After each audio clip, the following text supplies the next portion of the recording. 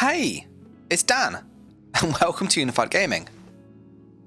So today guys, we're going to play Trash or Grab, the game where we check the weekly vendors to see are their items worth grabbing, or are they absolute trash. As always with this series, this is recorded on the weekend. This week's is the 17th of May, so if you are watching in the future, things will be different. If you want to find the golden vendor, she's located in Northern High Rock Gate if you're on DC. If you're over on AD, she's down in the Western Elsewhere Gate. And if you're on Ebonheart Pact, you can find her on Southern Morrowind Gate. As always, I do cover this every single week, so likes and comments are greatly appreciated. And if you want to stay up to date with the series, then do subscribe so you don't miss out. And I just want to say a massive thanks to YouTube and Patreon members who support. They get exclusive content, early access and much more. There's details down below. So this week, this golden vendor has the following. She's selling the Sentinel of Raku's Guys, I think it's pronounced, and this is a healing type set. When you heal yourself or an ally, a spider pops out and it heals everybody around it and gives them magicka. It's not terrible, it's pretty good in PvE in all honesty. PvP wise, it's pretty like mid. I wouldn't get this for PvP, but if you're in PvE, I would consider this. The one thing to note though, that this dungeon is quite easy to get, it's quite easy to do, and because of that, I wouldn't waste my money on this. I'd just farm the dungeon. It's an easy dungeon to do. But if you're after a quick like monster set and you're missing this piece, then maybe buy this. But I'd probably skip this personally. The second set is Veladrift. Veladrift is quite a cool set. When you deal damage, you have a 20% chance to spawn 3 disease balls in front of you. They do about 5k each. It scales a bit higher if you have like loads of weapon and spell damage. It's a decent set. The problem in PvP is that it's not guaranteed. So you can use this and when it lands, it hits very hard, but you can't always guarantee it to land and people also often dodge it. So with those kind of things in mind, it's a bit hit and miss literally. PvE wise, because you can control, boss fights and static fights, if you're missing, a monster set, you don't have anything because you're new to the game, it's not terrible. It's worth considering because you can just get the shoulders and then buy the helmet. The thing to note though is that this again is an easy dungeon to get hold of. It's not too difficult in all honesty, so I wouldn't rush to buy this myself. And the one piece isn't great either. We then have some jewelry this week that are really good, so I'd definitely consider this. We have Burning Spell Weave, which is fantastic. When you deal damage with a flame ability, you apply the burning status effect and you get increased weapon and spell damage for 490 and it lasts 12 seconds. This is a huge amount of damage, like a significant amount of damage. So with that in mind, this is fantastic on Dragon Knights. If you are playing with subclass in next patch, this becomes much more accessible to every class. So for that reason alone, I would recommend buying some if you are interested. It's also worth noting that this is a dungeon set, which means you can't trade this with other people. So I would suggest buying 1, if not 2 of these, so you have this option if you want to play around with the set. I'm personally going to do that because I think it's worth, getting. We then have Scathing Mage. This again is another fantastic set. Like this is brilliant for PvP, it's great in PvE, it's a solid set. When you deal damage, you have a 20% chance to increase your weapon and spell damage by 516 for 5 seconds. It has a 5-second cooldown. What that means in practice is that when you're using this on, say, a Templar, for example, when you're jabbing a lot, because you're hitting so often with the jabs and you've got burning and you've got different status effects on them and debuffs and so on, this ends up being up most of the fight. Like you get an 80% plus at least uptime on this, which means this is crazy, crazy damage. Like this is one of the best damage sets in the game. The downside obviously is that you do need to be attacking heavily or having a big dot build, but this is a really good set.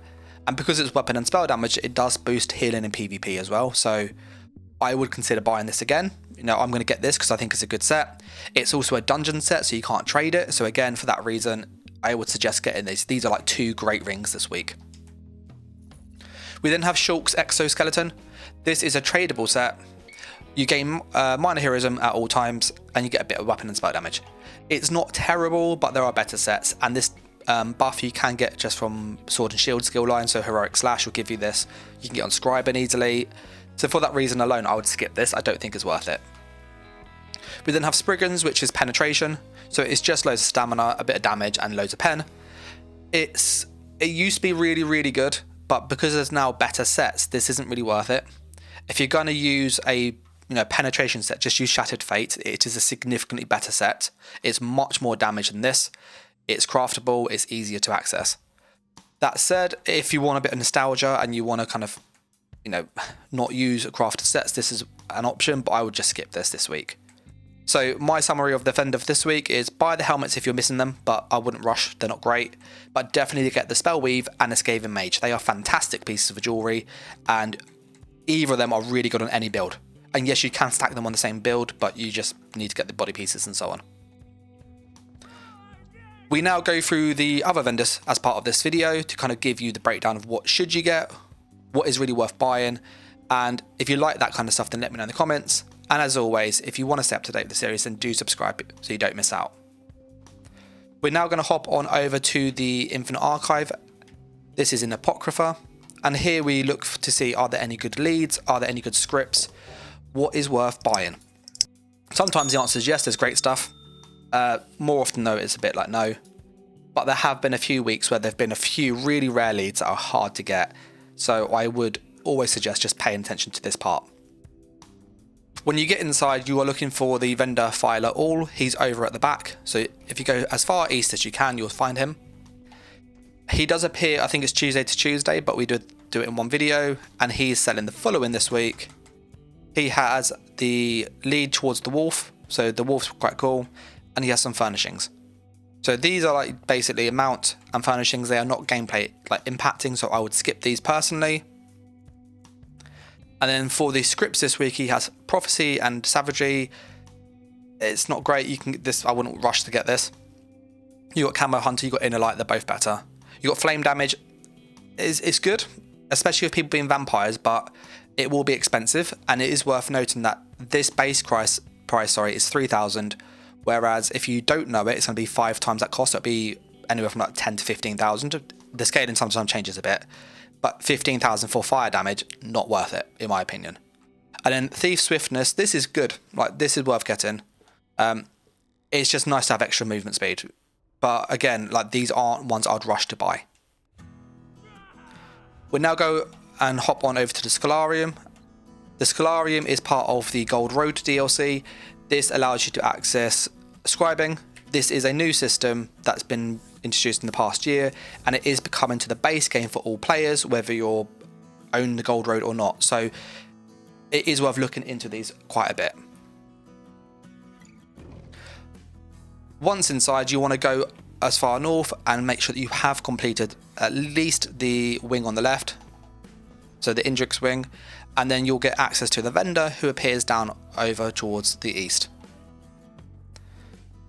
Over here you're looking for Filer All, and he sells a range of grimoires that are just always here, but these scripts do change week on week. This week he has Defile, Protection, Multi-Target, and Crusader's Defiance. These are all pretty good in their own right.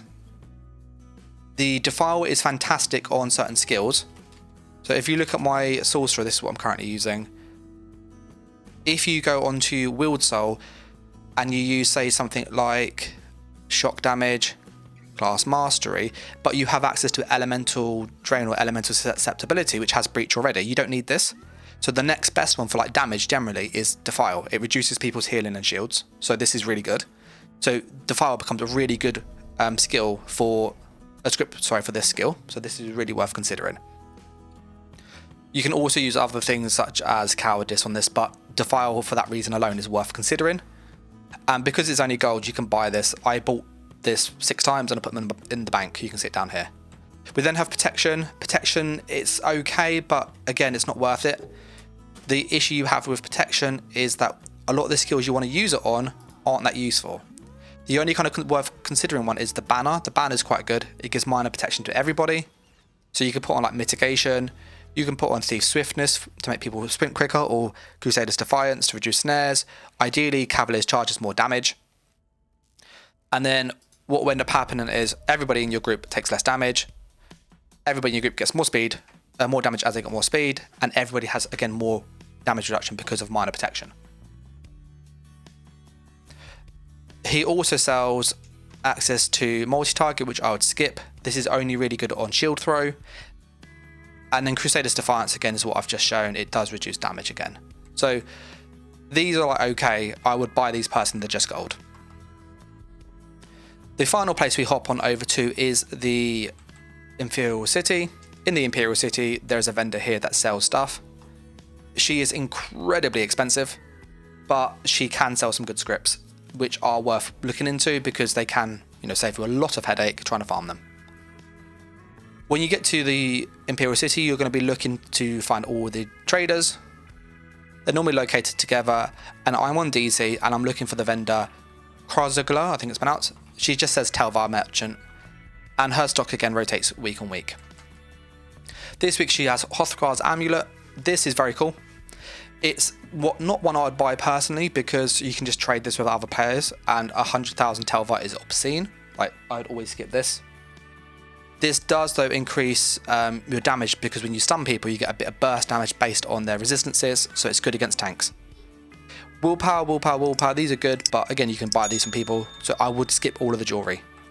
We then have two leads, so we've got a lead for the Philothes Amulet. Now the Philothes Amulet is a really good mythic in ESO. It's mainly aimed at PvE because it only works against monsters, but it is worth considering because it's one of the best DPS mythics in the game. If you're on an Arcanist, this is fantastic. The thing with this though is that this just drops from a Delve boss, so this is easy to get, so I wouldn't rush to buy this, like personally. And then you then have the Sabatons of Dovara. So these are, again, okay, but the problem with this is that you're not really going to use this massively because it's basically when you sprint into people, you just get armor, it does damage, it's not great. The thing with this lead itself is that when you're using these, you're not going to use the mythic. So although it can drop from like Moongrave, which is a dungeon, it's not a great mythic, so I wouldn't rush to get this. The only reason I'd buy this is if you are a completionist and you are after, this mythic item itself. And if you are curious, what it says is, while sprinting, you gain a stack of draconic scales every 0.5 seconds, granting up to 660 armor, up to 20 stacks. Upon stopping, you deal damage to enemies based on the stack in an 8-meter shockwave and gain a damage shield equal to that damage, and you retain the scales for 10 seconds but cannot gain any more. At 20 stacks, the damage will also stun for 3 seconds. This scales off your higher physical or spell resist. It's a very niche mythic, is kind of the point, so I wouldn't rush to get this. We then have a few scripts this week. We have Magic Steel, Shock Damage, and Wayfarer's Mastery. These are all okay, but I wouldn't rush to buy them. The Shock one you get anyway as part of the scribing system, so you get this from just doing the Mage Guilds pick up the script, so don't buy this, it's a waste of money. The Magic Steel is not needed, but everybody has access to this with Overcharged as a status effect, and you also find that in a group this is always on the boss anyway, and in Wayfarer's Mastery again you don't really need this. So that is the items for sale this week. There's some really good ones in the golden, particularly the jewelry. There's some really good scripts in the Scalarium. The Infinite Archive and the Gold Telvar vendor are a bit mid, but that's what this series is about. It's about going through, giving you a full breakdown of what you should buy or shouldn't buy to save you money and work out what is trash and what to grab. I'm going to say a massive thanks for the likes, the comments and the support, and if you want to stay up to date with the series then do subscribe. And I want to say a massive thank you to all of the members who support for the exclusive content, early access and much more. If you want to do that, there's details down below. But as always, I'll catch you next stream or video. So thanks for watching guys, take care, and bye!